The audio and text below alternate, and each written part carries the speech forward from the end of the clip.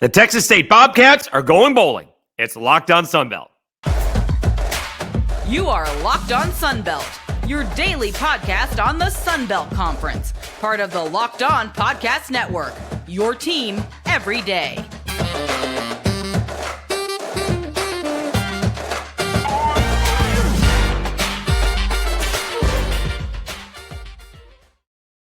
Welcome back to another edition of Locked On Sunbelt, your team every day. Today's episode brought to you by LinkedIn. These days, every new potential hire can feel like a high-stakes wager for your small business. That's why LinkedIn Jobs helps find the right people for your team faster and for free. Post your job for free at linkedin.com/LockedOnCollege. Terms and conditions apply.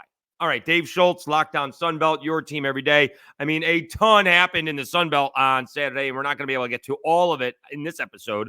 We'll get to the rest of it on Tuesday's episode.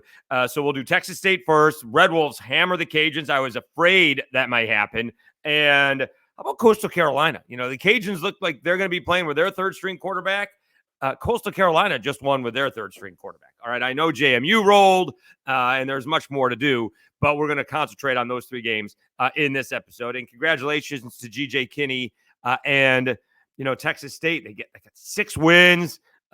Eligible for a bowl game for the first time in 2014. And it wasn't just the offense that showed up in this ball game over Georgia Southern. And don't let that 45-24 score fool you. This game wasn't that close. It was 45-10.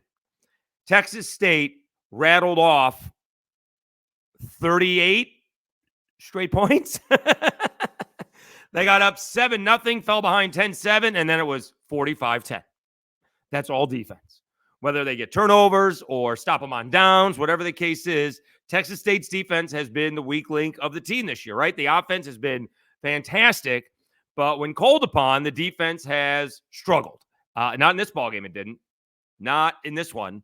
And it came up big a couple of weeks ago. Was it a couple of weeks ago, I guess? You know, a couple of weeks ago against Monroe. And you got to give credit to the team because it's been up and down for about the last month, right? They were rolling. They hammer Southern Miss 50-36. They have the Cajuns beat, lose 34-30, right? They're going to lose to Monroe and come back to beat them 21-20. And then they get a little lesson from Troy and lose 31-13. Doesn't stop them from coming out and shellacking Georgia Southern. Talk about not being ready to play. Georgia Southern down 45-10. Again, 2 late touchdowns. Good for Georgia Southern, probably against some reserves. But again, don't let the 45-24 score fool you whatsoever. TJ Finley accounts for 5 touchdowns. Listen to this day. 25 of 31. And how many of those are, you know, any throwaways in there, you got to believe? He had 3 touchdowns in the air. He had 2 touchdowns on the ground. And, you know, for whatever it's worth, it doesn't really matter. He's not really a dual threat quarterback. He can move a little bit, but he's not taking off and running. Not very often, right? He had 12 carries and 18 yards. So that's not his thing, all right? But he got 2 touchdowns on the ground. Monty chipped in with 99 yards on 20 carries. Joey Hobart, 13 more catches, 141 yards, and a touchdown. Cole Wilson had a touchdown. And just a great job by Texas State. I mean, they told us, it's one thing to say we're going to light up the scoreboard, and it's another thing to do it. All right. In their wins, we'll do the wins. In their wins, 42, 77, 35, 50, 21, and 45. That's awesome. Now, in their losses, they struggle a little bit, right? They did score 30 against the Cajuns, but 13, 30, and 13. All right. So when the offense is struggling, it is a struggle for Texas State. But congratulations. They're jumping in the river. The whole team's jumping in the river. Kef is jumping in the river. It just looked like a lot of fun. And you see, I think it was the maroon and gold, Twitter handle. And, the Cajuns, we'll get to them here in a minute, are a little bit spoiled when it comes to going to the New Orleans Bowl because they've been so many times. They're putting out, hey, you're making eyes at me, New Orleans Bowl. We'll gladly come to New Orleans. All right. So good for Texas State. Great job by G.J. Kinney. We take the next step. Someone's not going to go get G.J. Kinney, right? he's going to stick around for a little bit. I don't know what TJ Finley's plans are, right? He has a couple more years of eligibility, which is insane. All right. But what a turnaround for this football team, and the enthusiasm that, the crowd is behind him, right? Unfortunately, there wasn't anybody, not a whole lot of people at the South Alabama Cajuns ball game. No. Not sure there was a big crowd for Arkansas State. It's during the day. Arkansas may have been playing Florida at the same time. It is what it is. But, you see big crowds at Coastal. You see big crowds at Marshall. You see big crowds at JMU. And they've been dying for big crowds at Texas State forever, right? I think it's the largest Sun Belt school, maybe the third largest school in Texas, right behind A&M and UT. So, they certainly have the potential for support, and, bask in the glow.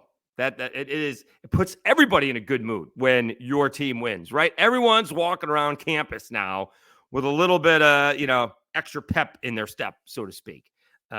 The whole community is excited. Everyone's just in a good mood, and it lasts for a few days, right? And then, you get to Wednesday, and now you start looking forward to the next game. Can they win 7? Can they win 8? It's going to be a little bit tough to win the division. They would need a lot of help losing to Troy. But that's not, as much as they'll tell you that was the goal. We want to win a division. We want to win championships, baby steps. And this is not a baby step. This is a big step. This is a step that Texas State hasn't been able to take. So good job on them. Maybe we'll see if we can get GJ Kinney on. After all, they used me twice in their hype videos. Probably going to do it again. So who do they got? Who do they got coming up this week? They go to Coastal, and we will get to them at the end of this episode because, congratulations to Tim Beck as well. A season that could have gone in the wrong direction, and Coastal is going bowling as well. All right, congratulations to Texas State and the Bobcats. Quickly, Davis Brin, just did not have a Davis Brin type of day, and that is because of, the Texas State defense. He was only 18 out of 27, 195 yards, a touchdown, and an interception. Jalen White, 17 carries. He had a big day, 159 yards and a couple of scores. But there just wasn't a whole lot of offense between the second and third quarters for Georgia Southern before it was too late. So congratulations again to the Bobcats. Georgia Southern still going bowling. They're 6-3. They will try to rebound. Let's see who they have next week. They are at Marshall, who is going in the wrong direction. That is for sure. Okay, let's take a timeout. When we come back, we'll talk about those Arkansas State Red Wolves. I tried to warn them. I tried to warn the Cajuns. I said it all week on my show on 103.3 The Goat here in Lafayette. It had letdown written all over it. And two things can be, right at the same time, right? The Cajuns didn't play well and weren't ready to play, and the Red Wolves were. Some of what the Cajuns were doing was because of the Red Wolves, but some of it wasn't. We will talk about that next. Let me tell you. Oh, now it's time. I love this one because we get to do it when you kind of have to look for it. It is the Athletic Brewing Company Game Changer of the Week.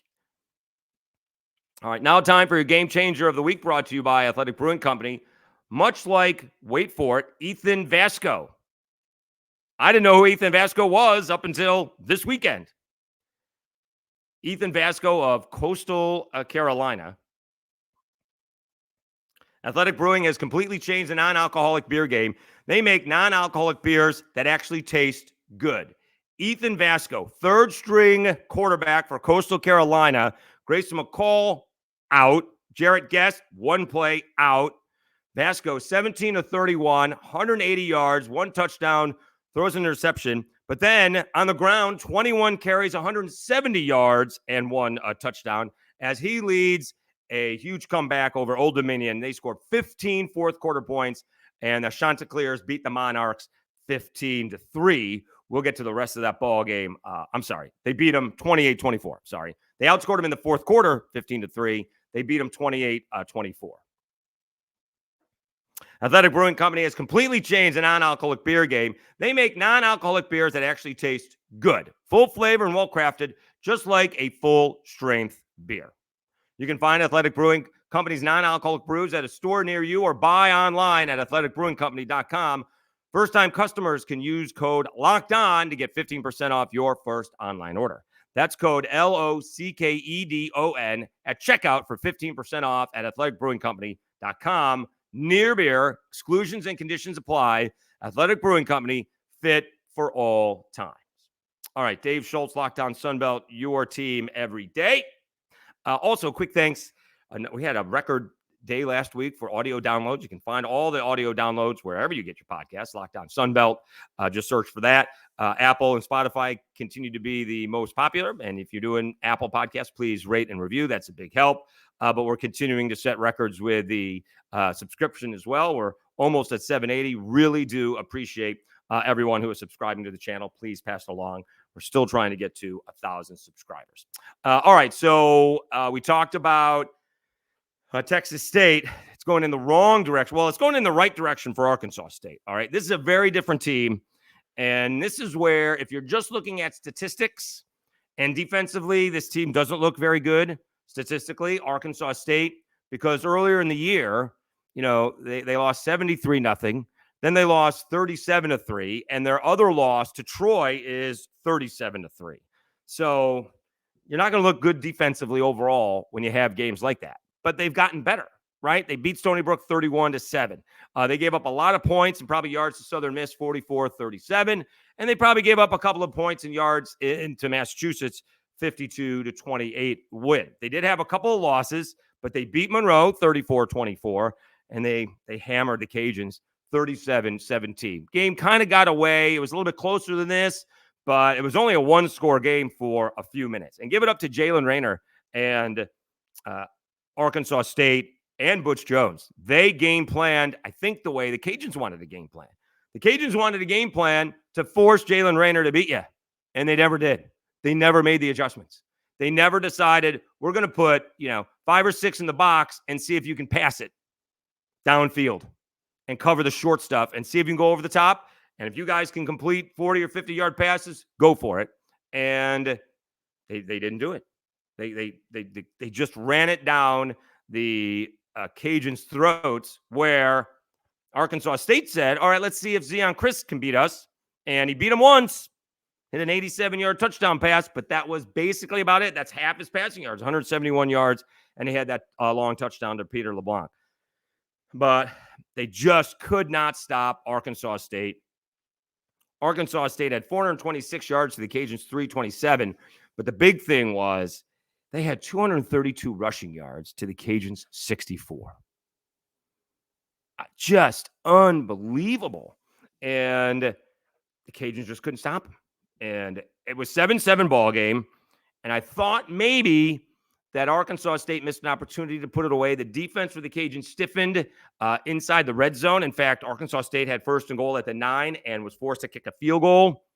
And it made it, instead of more, it was 20-7. Cajuns had a chance to get a touchdown at the end of the half and had to settle, or decided to settle, for a field goal. Instead of going for it on 4th and 2 with a minute left to go, they decided, we'll make it 20-10. And this is where the Cajuns got back in the game. They take a nice drive down the field at the end of the half. They actually stop Arkansas State, made them punt for the first time to begin the second half, and then they go down and score a touchdown and make it 20-17. All right, defense, time to show up. Nope. Jalen Rayner and company took it right down the field. Zach Wallace, 15 carries, 88 yards, and had a touchdown. This was a dominating performance from really start to finish. Again, about a 10-minute window in there, 5 minutes to go in the first half, and 5 minutes to 6 minutes in the second half. The Cajuns got in it, but couldn't do anything with it. Just could not stop. A couple of turnovers at the end made the score what it was. But Arkansas State was never really in danger in losing this ball game. As soon as it got to 20-17, they went right back down and scored another one, making it 27-17. To add insult to injury, it appears the Cajuns have lost Zion Chris for the season. One of the defensive linemen accidentally, while trying to tackle Zion Chris, landed on Zion's right leg, and it appears it's a broken fibula. We'll have more word on that come later today. And the thing is, Chandler Fields actually came in and started leading the Cajuns down the field. Had an unfortunate interception because the Cajuns may have been able to kick a field goal. And if they make that, now it's a 7-point ball game. But he did throw an interception. Great play by the Arkansas State defensive back. And then they took it down, and then they scored again right there. Again, they tack on a field goal later on. But we said this was going to happen. They came off an emotional win. It was an early ball game, and Arkansas State is a different team than they were early on in the season. Since Jalen Raynor's been in there, they're much more competitive, and they were tough. And, you know, they got an outside shot, kind of like Texas State. They got a very outside shot at winning the West. But now one more win, and Butch Jones is going from hot seat in September to going bowling in year 3. All right, who does Arkansas State have coming up? Arkansas State they're at South Alabama. Who knows what's going to happen there, right? South needs 2 wins to go bowling. We'll see if they pack it in or not. We'll see if Carter Bradley is available. All right. They get Texas State. That'll be a fun ball game. All right, that'll be fun. And then they're at Marshall. They are struggling. So going to be not the easiest way to get a win or 2, but all those games are winnable, right? You're at South Alabama. They haven't been very impressive. You're home versus Texas State. That's going to be tough. And then you're at Marshall. And we'll see what Marshall has left at the end of the season. So great job by Arkansas State. Great job by Butch Jones getting off the mat. You know, we made fun of them. They were allergic to the end zone and didn't score touchdowns. They kept their head above water. He made a change at quarterback, and that has been all the difference. You know, good job by Jalen Rayner and the Red Wolves for just hammering the Cajuns. Again, I would tell you that the Cajuns weren't ready. They weren't prepared, but a lot of their issues were because of what the Red Wolves were doing defensively and offensively. And I don't think it was very tricky what the Red Wolves were doing, but they were, the Cajuns had all kinds of issues stopping them all game long. So congrats to Arkansas State. Cajuns get Southern Miss on a nationally televised game. Southern Miss, that's on Thursday night. Southern Miss all of a sudden playing better offensively since Will Hall fired the offensive coordinator, wink, wink. And Cajuns are down to their 3rd-string quarterback. So we shall see how that goes for the Ragin' Cajuns. They need one more win to go bowling. Okay, when we come back, Coastal Carolina, speaking of 3rd-string quarterbacks, Coastal Carolina wins with theirs. Let me tell you a little bit about LinkedIn. These days, every new potential hire can feel like a high-stakes wager for your small business. You want to be 100% certain that you have access to the best qualified candidates available. That's why you have to check out LinkedIn Jobs. LinkedIn Jobs helps find the right people for your team faster and for free. Add your job in the purple hashtag hiring frame to your LinkedIn profile to spread the word that you're hiring. Simple tools like screening questions make it easy to focus on the candidates with just the right skills and experience so you can quickly prioritize who you'd like to interview and hire. It's why small businesses rate LinkedIn Jobs number 1 in delivering quality hires versus leading competitors. LinkedIn Jobs helps you find the qualified candidates you want to talk to faster. Post your job for free at linkedin.com/LockedOnCollege. That's linkedin.com/LockedOnCollege to post your job for free. Terms and conditions apply. All right, Dave Schultz, Locked On Sunbelt, your team every day. Ooh, I just thought about it. That Thursday. That's going to be a long night. I got to do a post-game show for the Cajuns and then come back and do the podcast. Okay. All right. Just, that's okay. Also, it's a little bit shorter week for me. Basketball is on my station here in town. So it's only a half a show on Monday and a half a show on Thursday. So we'll roll with it. All right. Let's get back to the podcast. How about Coastal Carolina? I mean, this season was going in the wrong direction. Right. They would lost 2 in a row. They lost to both Georgias, Georgia State and Georgia Southern. All right. They get a huge win against App State, and they do beat Arkansas State, but they lose Grayson McCall. I do think they finally went back to what was working offensively for Grayson McCall under Jamie Chadwell. I think Tim Beck said we got to go back to what was working. We'll worry about moving forward later on. And it worked against App State, worked against Arkansas State, worked in a big way against Marshall, 34-6. That's without Grayson McCall. And now Jarrett Guest is out against Old Dominion. Apparently played one play, and that's it. And they beat ODU 28-24. Redshirt freshman from Chesapeake, by the way, Virginia, Ethan Vasko, 17 of 30, 180 yards, and one touchdown on in the air. Does throw one interception. And then he's the leading rusher, 170 yards. How about that? 170 yards, scores one touchdown. And, I mean, ODU, let's be honest, they kind of blew this ball game, right? They were up 21-6 with 2 minutes left to go in the third quarter. And then, Vasko goes on a 75-yard run. Can't catch the third-string quarterback? We can't catch the third-string quarterback? So instead of going into the fourth quarter leading 21-6, it's 21-13. Coastal gets a stop. Then C.J. Beasley, a 17-yard run, makes it 21-all. ODU, 8-play, 38 yards, only eats up less than 3 minutes. They kick a field goal. But then, it takes about a minute. 7 plays, 78 yards. And Ethan Vasko hits Sam Pinckney for a 14-yard touchdown pass, and it makes it a 28-24 win for Coastal Carolina. I mean, that's amazing. All right, now Coastal's going bowling. Who do they have left, right? What can they do? They went from 1-2 in last. How about this? Coastal Carolina, this is crazy. Coastal Carolina was in last place in the East. They're now in, technically first place. The whole JMU thing. They are leading. How ironic would that be? They are 4-2 in the conference because Georgia Southern took it on the chin against Texas State. They have 4 wins right now in the conference. They could be playing Troy in the Sun Belt Championship again. So who do they got left? They get Texas State, Army. I mean, Army joined the other conference. It seems that every other game that Army's playing is in the Sun Belt. Let's check that out here. They do get, Coastal finishes up with Texas State at home. They're at Army. Jeez. November ball game in upstate New York. Could be lovely conditions. And then they get James Madison. That'll be for more than bragging rights. Let's see how many games Army has played in the Sun Belt. UL Monroe, Troy, and Coastal. That's 3 this year. I feel like they did that as well last year, so that's a lot. Okay. Thought there may have been more.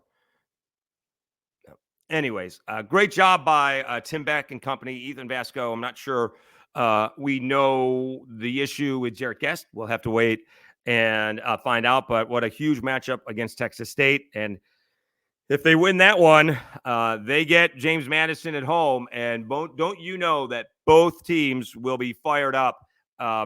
Even if technically James Madison loses that ball game, and that's the only game that they lose, and they would still finish first in the division, not going to matter. That Coastal Carolina would have beaten them head-to-head, and it wouldn't matter. The head-to-head would go in Coastal Carolina's favor. But again, we'll do a whole thing. We got to seem to do more on that. We'll see if the NCAA changes their mind with James Madison. I doubt it, but you never know. They are not. They are susceptible to peer pressure, and when I say peer pressure, lawsuits. So we'll see what happens there. But congratulations to Tim Beck. Really, I love seeing these in-season coaching adjustments. I thought Brian Kelly did a great job last year for LSU. It feels like Butch Jones has done a great job this year for Arkansas State. And Tim Beck has done a great job this year for Coastal Carolina. Both those schools were heading in the wrong direction. And Arkansas State is 1 win away from going bowling, and Coastal Carolina already has those 6 wins. All right. All right. Thank you so much for tuning in to Locked On Sunbelt, your team every day. Please share it whenever you see it in social media, on X, Twitter, whatever we're calling it. I do put up recaps, on the Instagram and TikTok. If you see it on Facebook, please share it, and please tell people to, and you can share it on YouTube as well. Please let people know to subscribe to Sunbelt. And, basketball season's kicking off. Cajuns are hosting Youngstown State. We'll start doing some basketball Sunbelt as well. So looking forward to, catching all these new players. I be honest with you, don't have any idea what's going to happen in the Sunbelt this year, basketball-wise. Just been concentrating on football. We'll see what the defending champs look like later on tonight, actually, when they host Youngstown State. All right, Dave Schultz, Locked On Sunbelt, your team every day. Thanks so much for tuning in. We'll be back again with another episode tomorrow right here on Locked On Sunbelt.